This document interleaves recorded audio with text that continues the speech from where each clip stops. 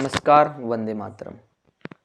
आज की इस वीडियो में मैं जो कविता आपको सुनाने जा रहा हूँ वो कविता मेरे जीवन की पहली कविता है जो माँ सरस्वती की कृपा से लिखी गई, गुरुजन के आशीर्वाद से लिखी गई।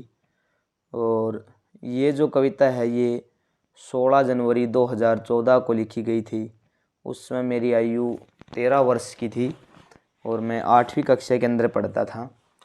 ये जो कविता थी वो हमारे स्कूल के अंदर एक अंग्रेजी नववर्ष जो हम मनाते हैं 1 जनवरी 2014 के अंदर एक कार्यक्रम था, जिसके अंदर गुरुजी संदीप स्वामी शास्त्री जी ने कोई कविता सुनाई थी अपनी, जो अंग्रेजी नववर्ष के ऊपर कटाक्ष था और हमारी भारतीय संस्कृति के अंदर जो पाश्चात्य संस्कृति बढ़ती जा रही है उसके ऊपर एक कटाक्ष के रूप में जो कविता थी।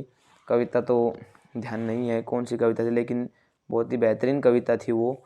और उस कविता को सुनने के बाद ये कुछ दिन तक हमारे मन में चलते रहे विचार, और ये जीवन की पहली कविता थी जो माँ सरस्वती और गुरुजी के आशीर्वाद से लिखी गई थी। 13 वर्ष की उस समय उम्र थी मेरी।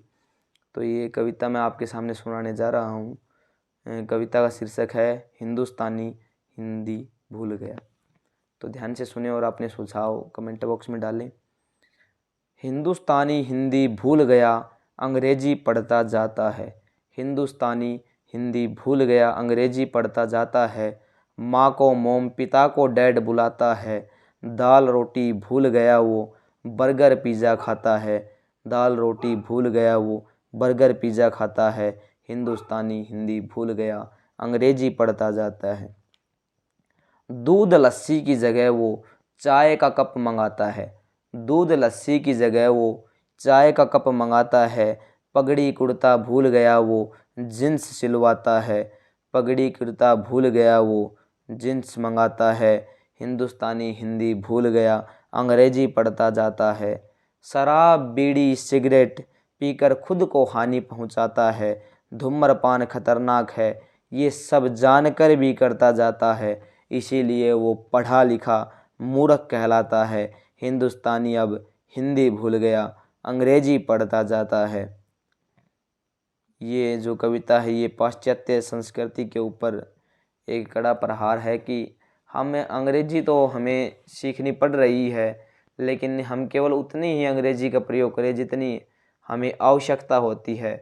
अन्यथा जब बात करने की बात आए तो उसमें हम हिंदी भाषा का प्रयोग करें और ज़्यादा से ज़्यादा हम संस्कृत भाषा को पढ़ें, क्योंकि जो ज्ञान है वो संस्कृत भाषा के अंदर ही हमको मिलेगा। जितने भी पुराने हमारे प्राचीन ग्रंथ हैं वो सभी उसी भाषा में लिखे हुए हैं, तो उनके अंदर बहुत ही महत्वपूर्ण बातें हैं जो आज भी उतनी प्रासंगिक हैं जितनी युगों युगों पहले जब लिखी गई थी तब थी और हमेशा रहेंगी।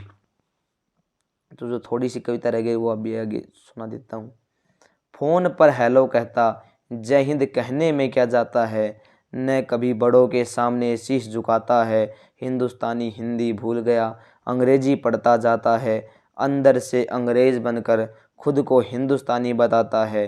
हिंदुस्तानी हिंदी भूल गया, अंग्रेजी पढ़ता जाता है। तो धन्यवाद। और ये जो कविता थी ये मेरी पहली कविता थी, तो ये आपके सामने अभी साझा की है।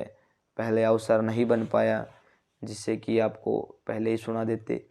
तो ईश्वर की कृपा से ही होता है जो कुछ भी होता है। तो आप इसको सुन कर के अपने जो कमेंट है, अपने सुझाव हैं वो आप कमेंट बॉक्स में डालिए। तब तक के लिए धन्यवाद और अगली वीडियो में किसी नई कविता के साथ मिलते हैं। जय हिंद, जय भारत।